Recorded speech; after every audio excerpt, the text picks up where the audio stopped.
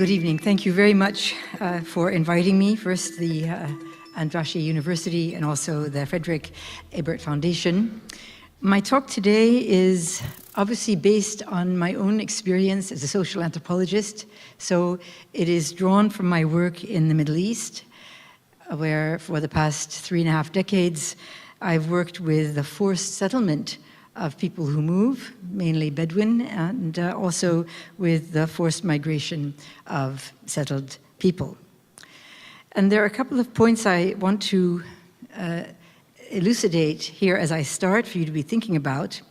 And the first is, and this is where the title comes from, although you'll notice that I inserted challenging European ideas on forced migration into the title, that until the middle of the 20th century, the granting of asylum was a social institution requiring reciprocity. It was a duty that was met with obligation, and in order not to romanticize this notion, I want to also elaborate that hospitality also carries with it the germ of hostility and insecurity when not appropriately recognized. And a number of French philosophers in particular, Derrida has made a number of contributions in this context.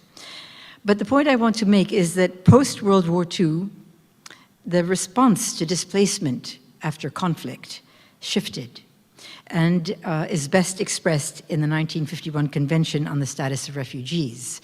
And I want to argue that that shift is what's problematic, that shift from the previous duty-based one to a rights-based mechanism, which then became mainstreamed with a growing bureaucracy, with laws and measures and other legalities in the West, meant that our own duty as human beings to be generous to the other or to the person who is displaced became obscured. Because we had laws, the laws could look after the people. This is the main argument that I'm trying to make, and I will try and show that the template of international refugee aid delivery in Europe that the contemporary approach in Europe to refugee asylum has become a very limited, rights-based mechanism only for a certain category of people, and it excludes an unacceptable number of others, individuals and groups who are systematically prevented from reaching safety. That's one point. The second point is that on its own, the rights-based asylum, which we are seeing in Europe now, is unfit for purpose when applied to middle-income countries such as those on the Eastern Mediterranean, where asylum and sanctuary are regarded as less of a right and more of a duty to provide, despite the conflicted politics of gift and exchange.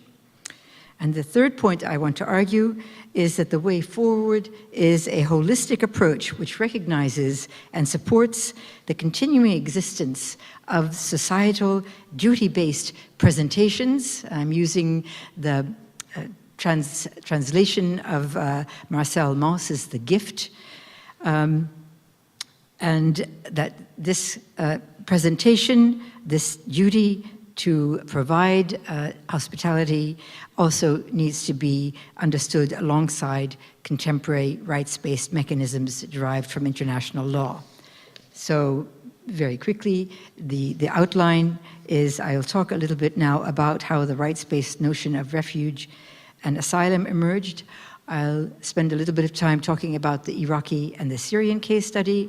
I'll go back actually to give it some kind of historical context by looking at the Ottoman Empire and its legacy, at Arab custom and public culture, and then discuss the duty-based notion of refuge and asylum, and whether today we should be looking at duty versus rights or duty and rights when it comes to providing refuge and asylum. Now, I'm going to use the Middle East as an example. This is an area of the world where the societal duty to be hospitable, to provide refuge and sanctuary is still very strong. And just give you a few figures, hopefully to dilute the notion that it's Europe that has the crisis. Today, the main agency for refugees, the United Nations High Commission for Refugees, estimates that the Middle East and North Africa hosts nearly 30% of the world's refugees.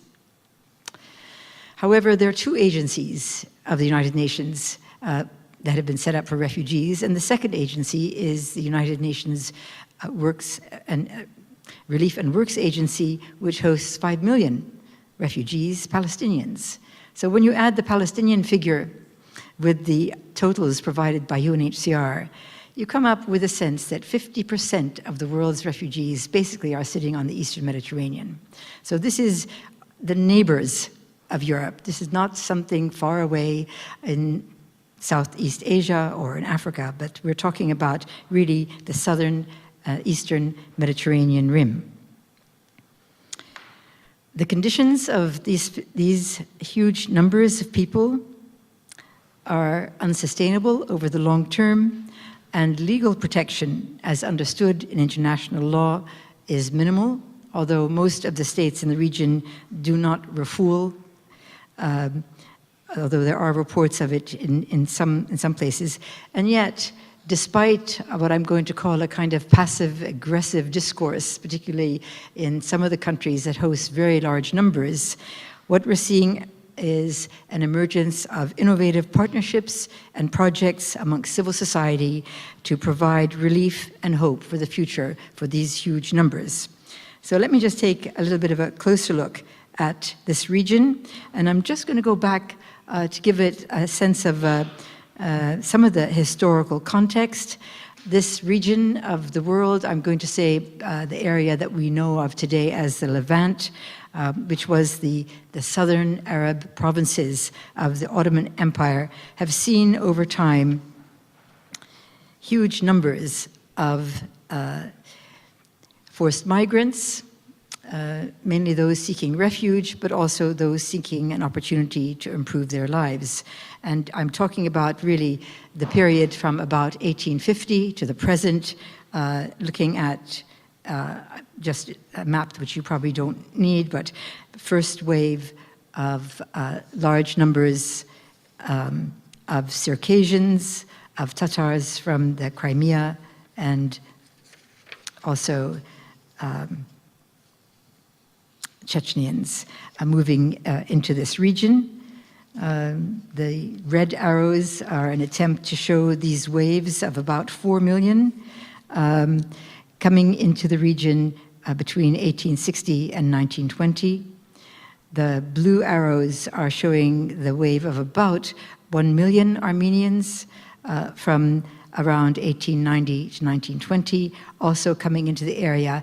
And by Armenians, I'm also talking about other Christian groups, the Neo-Chaldeans, the Assyrians, also coming into this region of the Levant. The yellow arrows representing the group of Kurds who fled at the creation of the Republic of Turkey, not wanting to live in a secular state and being rather distressed at the abolition of the caliphate, moving into the Levant. And then the green arrows, of course, are the close to 1 million Palestinians who moved into the area. Most of these groups ended up in the Levant, which today you can write as being basically Lebanon, Jordan, Syria, and then Israel, Palestine.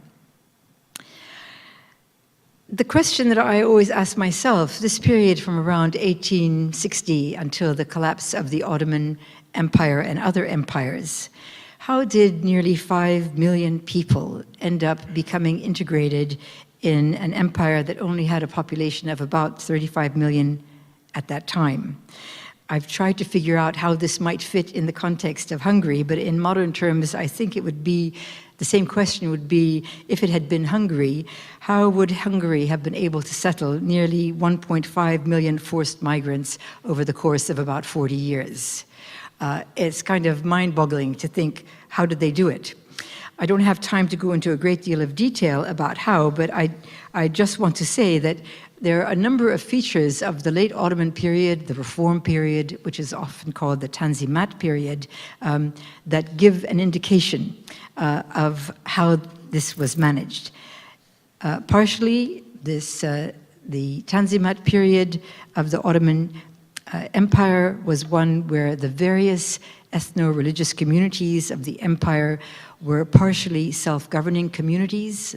These were called the millets, where the Muslims, the Christians, and the Jews basically lived side by side in the same state, under the same sovereign, but were subject to different laws and different officials, their own ecclesiastical hierarchy being the most significant. So law was, in this case, personal rather than territorial. So the Tanzimat and the millet system had a great deal to do with the next stage that was instituted during the Ottoman Empire. But I think what's important to underscore here was the measures which this empire took in order to try to find a way of dealing with huge numbers of forced migrants.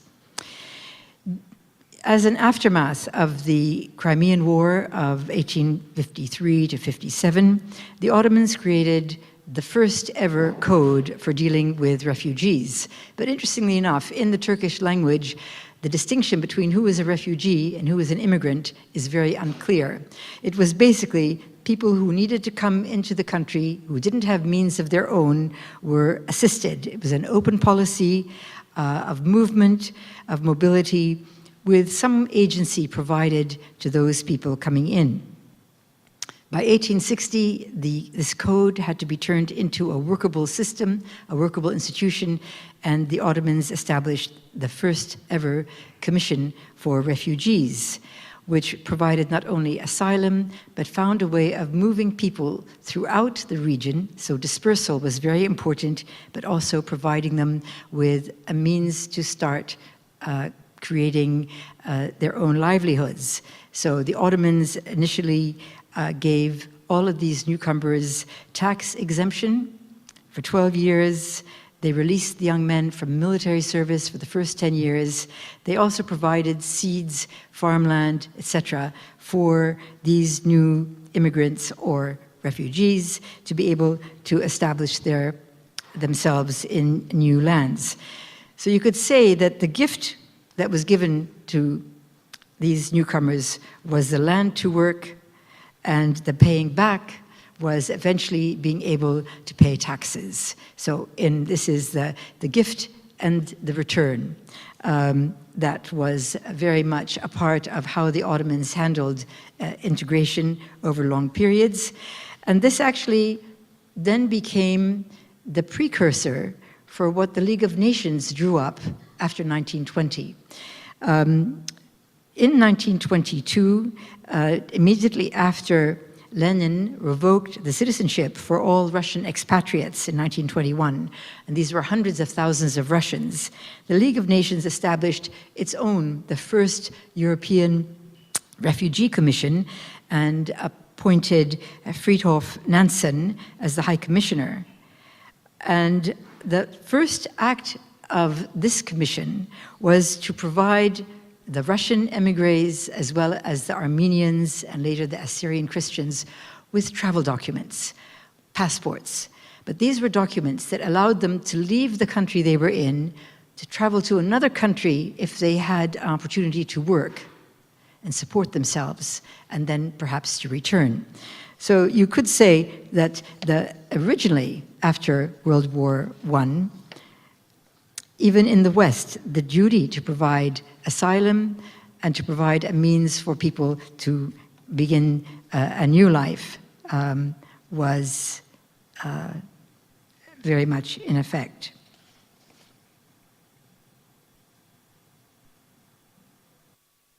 Sorry, I should have moved the slides a little bit faster for you.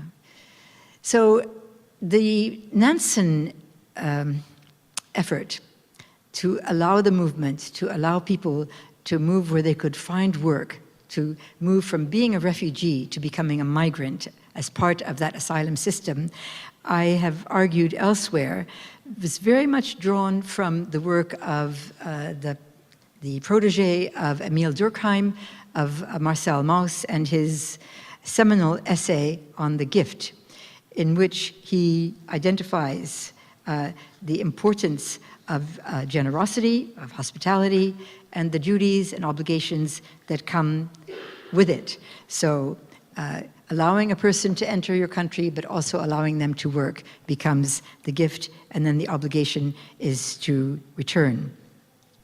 What I argue is that this idea of the gift, of the duty, and the obligation, which is explicit in the presentations identified in Marcel Mauss, is a nearly perfect articulation of what in Arabic, in the Arab world, is called karam, which is the duty to be generous, the duty to be hospitable, and these acts, which can be performed by the individual, by the family, or even by the nation, are acts which augment the individual honor of the person or the community or the state in this case. A great deal of Marcel Mauss's work emerged after the horrors of World War I, where he was not stated as let there never be the same kind of carnage again, but what he was trying to argue in a lot of his work in the 1920s was that we don't have to go down the line of pure capitalism.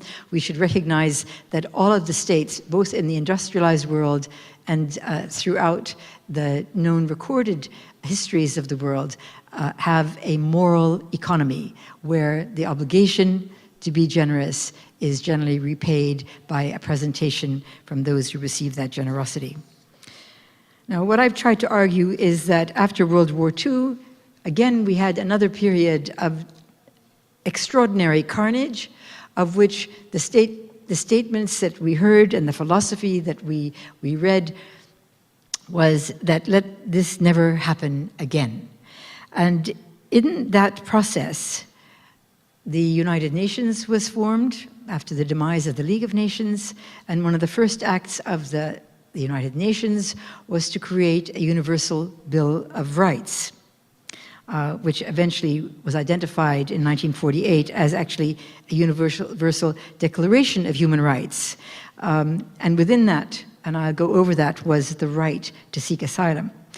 Along with that, we had the shift in 1949 and the creation of the United Nations High Commission for Refugees, the right to be protected, and also to assist in seeking permanent solutions. This, of course, emerged out of the need to repatriate more than 11 million people in Europe over a period of 5 or 6 years. Let me just say a little bit more about the Universal Declaration of Human Rights. The organizing committee was quite interesting. Eleanor Roosevelt, as the widow of Franklin Delano Roosevelt, was the chairwoman and argued very eloquently that the Universal Declaration of Human Rights should not be a treaty, but rather it should be a guiding principle, which is why, again, we have it as a guiding principle rather than a treaty. But I just want to bring your attention back to the two important articles in this context.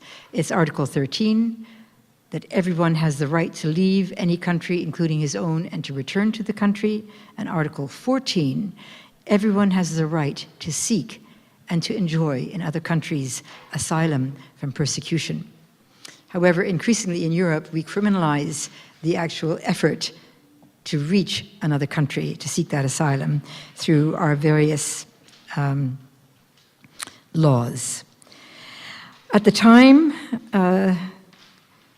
that first of all, the principles of the declaration were declared, it was felt that this was truly a significant historic event in which a consensus had been reached as to the supreme value of the human person and the inalienable right to live free from want and oppression and to fully develop one's personality. Of course, these ideas emerged after the carnage of World War II.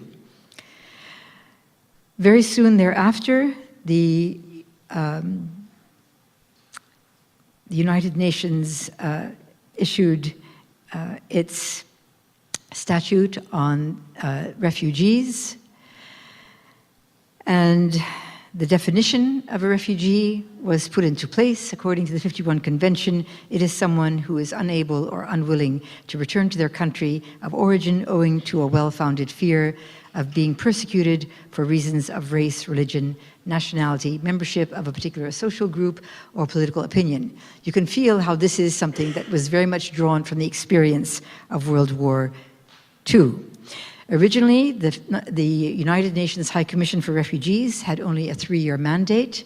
It was meant to help complete the resettlement of displaced Europeans, and its mandate was limited, again, to Europe.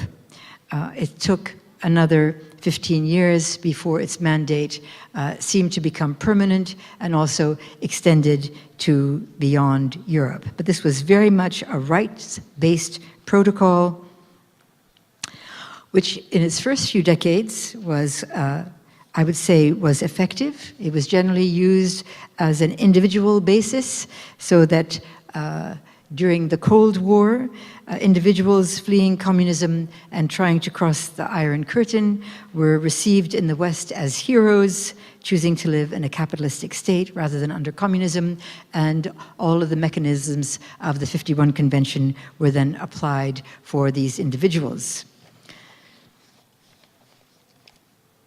However, it wasn't until 1956, during the Hungarian uprising, or revolution, whichever term is most pleasing, that somewhere in the region of 200,000 Hungarians fled to neighboring Austria.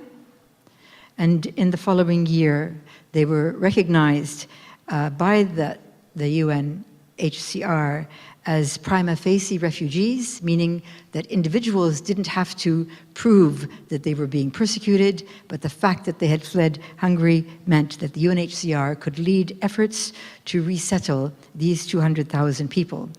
And after some lobbying in the United States and Canada, more than 100,000 Hungarians were resettled in the United States, in Canada, and in England. This particular uprising and the way that the UN handled it shaped the way that humanitarian organizations would, in the future, deal with refugee crises. By the 1960s, with the end of the colonial empire, UNHCR started to actively try and find a way of providing refugees with one of the 3 durable solutions. The first one was considered resettlement in another country. The second one was voluntary return once fighting was over, and then local integration. Throughout the 1970s and 1980s, however, refugees tended to be contained in Africa and Asia. The one exception to this, which took more than 15 years of negotiation, was what was called the CPA for the boat people of Vietnam, where 1 million boat people were eventually dispersed throughout the global north and the south.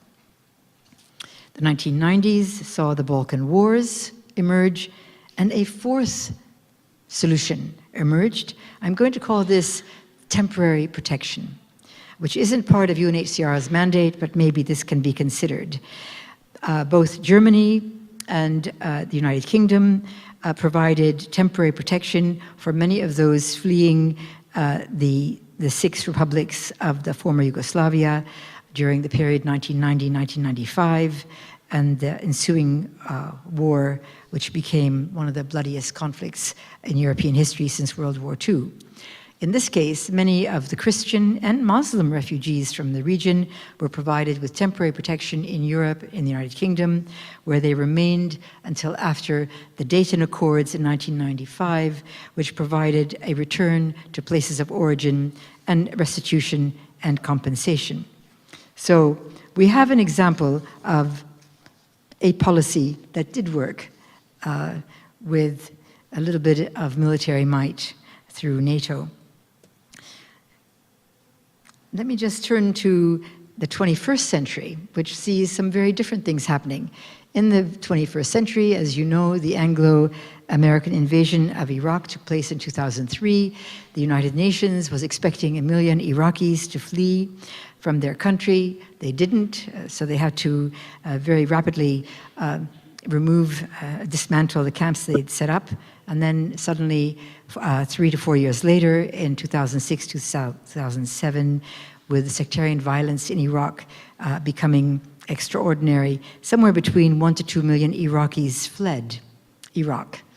But this didn't create a European crisis. Why not? Didn't create a European crisis because they fled to neighboring countries who still, none of whom had signed the 1951 Convention about the rights of refugees to be protected. All of these countries operated under the understanding that they had a duty to provide asylum, a social duty to provide asylum. Iraqis entered Syria without visas. They entered Jordan. Some also made it to Lebanon and to Egypt. This particular map is a bit amusing. This is the United Nations trying to be equitable and just. So even though we now know that Jordan probably only received about 100,000 Iraqis and Syria received about 1.2 million Iraqis, that imbalance is masked a little bit by the original records produced by UNHCR. But the point I want to make is that with this number of somewhere between 1.2, 1.5 million refugees, there wasn't a mass influx into Europe. Why? For me, I look upon this as an understanding that within the region, within this context, local ideas of the duty to be generous to the other, the duty to be hospitable, to provide temporary protection, is still extremely important in this part of the world. Now, I'm not a political scientist, so I'm not going to take this too far, but there are things that we might look at in terms of these numbers. We know that about 10% of Jordan's population now is made up of refugees from Syria. In Turkey, quite interestingly enough, a country that refused to have United Nations camps, built its own camps, which have been labeled as 5-star camps because of the services that are provided in the camps, including paved roads, centers with laundromats, with beauty parlors, with training, et cetera, that about 10% of the Syrians who've taken refuge in Turkey are in these state-run camps. But the total number of Syrians in Turkey comes to about 4% of the total population of Turkey, whereas in Lebanon, which has refused altogether to have any camps set up, and rightly so, out of fear of what a camp would mean, the collection of people who might end up being the target of local level vigilantism.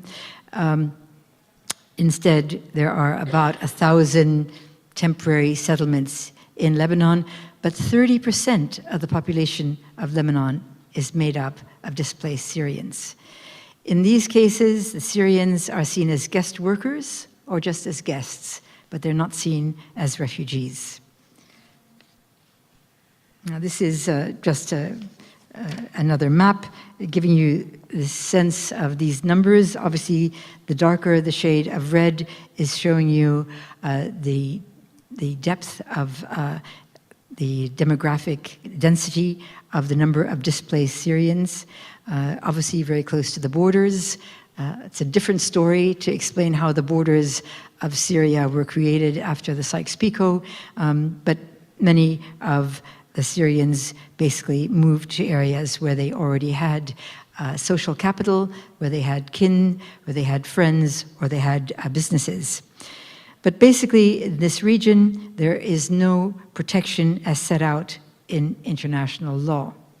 But there are variations of what I've called temporary protection. So in Lebanon, Syrians have been permitted to buy residence permits.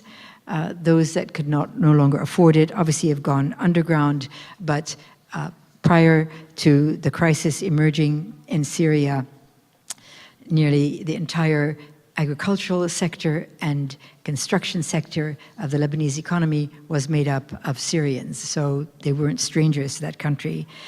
In Jordan as well, Syrians have been received as temporary guests. There are 2 large UNHCR camps that have been set up in the country, and recently the country has decided to permit Syrians to work as they have already been doing in the informal economy, boosting sectors of the economy that were very undersourced prior to that time.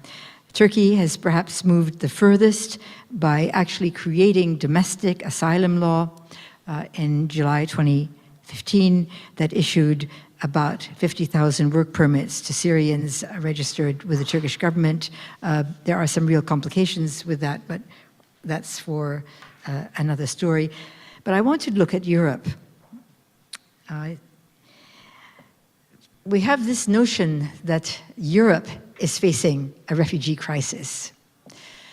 2015 seems to be taken as the year of that crisis, in which many of the documents have indicated that 1 million Syrians applied for asylum in 2015. But actually, when we look at the record, it's about 1 million asylum applicants from April 2011 to December 2017. 1 million people out of a total population of Europe of 500 million, I find very hard to look upon as a crisis when I consider how many people have been provided with at least temporary protection in the states neighboring Syria. And this takes me to the point that I'm trying to make, is that at least Syria's neighbors, Turkey, Jordan, Lebanon, have embraced the emergency as a duty, as an extraordinary capacity to adapt to the pressures of these refugees or guests, whereas in Europe, many of us have fallen susceptible to a lot of the discourse that regards these people as a horde invading, as a massive influx, as a mass that has the potential to destabilize, to create security concerns, and so on. I think a lot of issues are being brought together, but the point I want to make is that in terms of numbers, we saw a huge rise in numbers of applicants in 2015 from Syria. These were mainly the educated, middle-class Syrian professionals who had hoped not to leave the country, but by 2015 were faced by the double challenge of the Islamic State taking over from the area of the Euphrates and challenging Aleppo and Damascus through Yarmouk camp, and at the same time the Russian state deciding to allow its air force to work with the Syrian Air Force to bombard areas of opposition to the regime. And so being attacked on both sides, many professionals decided to just walk away until they could reach safety. So I don't think that I would call the frontiers established in Europe were the reason why the mass influx didn't continue, but basically the situation didn't get much worse. What's happening now in the Eastern Ghouta is one in which people have not been able to escape to begin with. So let me just try and pull this now back together. What I've tried to show is that the institution of Karam in the Middle East, the duty to be generous, to be hospitable to the other, to that person in need, is very much in line with Marcel Mauss's idea about the gift, about the duty to be generous. The presentation also requires a return presentation, and those people who study migrants in general have, there are many studies that show that migrants often, more often than not, make a major contribution to the countries that they adopt, whether it's temporary or long-term. Certainly studies in the UK show exactly how very important the 3 million Polish migrants to the UK, how much they've contributed to the economy. So ultimately, the duty to be generous is also ultimately about security, about protection, about respect. An individual or a family or a social group's reputation is in many ways hostage to correct behavior with a stranger or a guest, and inappropriate behavior might lead to disrespect, danger, and insecurity. In this case, I'm talking very much about the Middle East. But I think these ideas of hospitality also being tied up with reputation and with security helps us to understand why karam operates so clearly in the Middle East.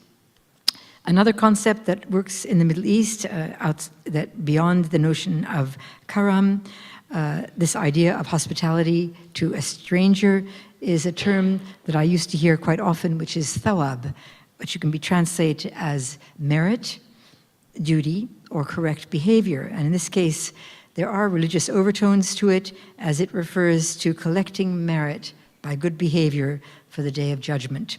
This variants of this term are very common in Turkey and also in other parts of the Middle East. So I would try and bring this to a close by saying that here I think duty sometimes challenges notions of right-based protection. And I've tried to show in this case that history matters, that refugees, particularly in the Middle East, have not forgotten the movement of populations in the 19th and 20th century, and the significance of the ties that are created when people move across borders, and also that sustaining livelihoods and economic opportunities are extraordinarily important. They are a priority for refugees, the need to survive in dignity, both among vulnerable host communities and refugee communities being extremely important. This is a region that has rejected the United Nations humanitarian model of registering people as refugees, of declaring them as vulnerable, of declaring them as passive, and of stripping them of their agency, and forcing them in many ways to be dependent on charity, at least for the first few years. It's a part of the world where temporary protection is paramount, with return when conditions permit being much more important than permanent settlement. And in some ways, I've argued that maybe temporary protection should be regarded as a fourth durable solution. Certainly, I think in Europe, we found, well, that some of the refugees moving out of the region in the 21st century, such as Iraqis and Syrians, have rejected the notion of being registered as a refugee. Besides the recognition of the category that it puts you in, there was a widespread sense of a distaste for being seen as begging. Certainly in Europe, there's been a priority put onto what has been given various names in the different countries, but in the United Kingdom, it's called the Vulnerable Peoples Program, where people are encouraged to step forward to show that they're vulnerable, to show their weakness, and then are promised resettlement, which sometimes takes 2, 3, or 4 years. The United Kingdom, for example, agreed to resettle 200,000 vulnerable Syrians in 2016, and at this point, they've settled somewhere in the region of 3,000. It's very unlikely that they're going to actually reach that figure. Hosting guests for protracted periods of time, we all know, becomes conflicted. The Arabs, and I'm sure the Europeans, have an expression about when a guest has outstayed his or her welcome. We know that hostilities emerge. Many of us have read some of the reports that have emerged from Lebanon about this requirement for Syrians to go back, or to go back to the border, or so on. I call this a very sort of passive-aggressive behavior, because at the same time that you read about these kind of reports, you find a very massive movement at the local level expressing solidarity and mutuality with Syrians. Sometimes reports of increased crime are then followed by actual statistics which show no difference in crime in areas where these Syrians have temporarily put themselves. What I think is really important to consider is the social requirement to provide hospitality, asylum, as well as our international rights-based approach to asylum and sanctuary. When the two are brought together, I think we have a way forward of finding a solution, whether it's a temporary protection for a few years until people can go back, but it's certainly a way of responding to what often emerges as fake news, and this can only be done when civil society can be actively involved with providing some help at temporarily integrating people who require some kind of support. So I'm just going to close by recognizing that, of course, this is a very contentious issue, particularly here in Hungary. But I think if we go back to some of the anthropological seminal works of recognizing the social, you could almost say it's a social contract, that you provide hospitality and you get something back in return. If we can recognize that at the local level, then maybe we can respond in a bit more of an outspoken manner to some of the discourses that some politicians have taken, seeing refugees and migrants as a threat rather than ordinary people, just like us, but caught in extraordinary circumstances. And for this to happen, we need civil society to continue to express its concern and solidarity for those who are seeking safety and sanctuary from armed conflict and oppression. To me, it's very clear that this is happening throughout Europe. It's certainly happening in the United Kingdom, when more and more NGOs and civil society are working to provide the gift of sanctuary and asylum, and the forced migrant is also returning that with a presentation which is to sustain themselves and to contribute to society that's temporarily allowed them some sanctuary. I'll stop here. I think I've gone on a little bit too long, but we'll see what comes next.